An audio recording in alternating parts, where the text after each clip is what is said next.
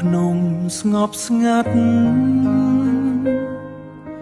ខ្យល់បងបន្តិចតិចតិចសំលេង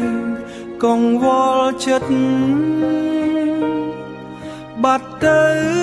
ជាមួយភ្លឺថ្ងៃបាត់ទៅ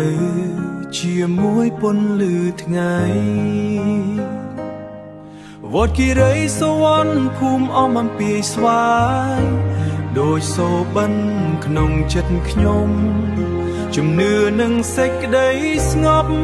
នាំឲ្យចិត្តបាននាំឲ្យចិត្តមានបានសុខសាន្តពន្លឺបំភ្លឺផ្លូវជីវិតខ្ញុំមកសុំសេចក្តីសុខក្នុងចិត្តមិនមានការភ័យខ្លាចវត្តគីស្វាយ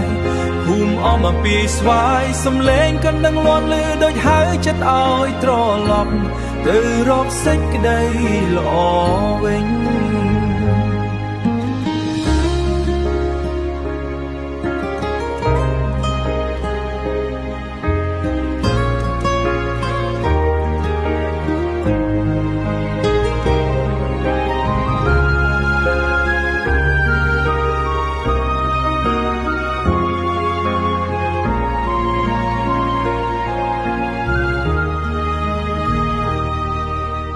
បើចិត្តអងកម្លាំងសូមមកសម្រាកនៅទីនេះក្រោមលប់ស្វាយបីដើមនឹងរ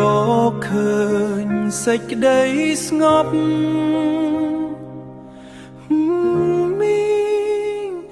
Peace quiet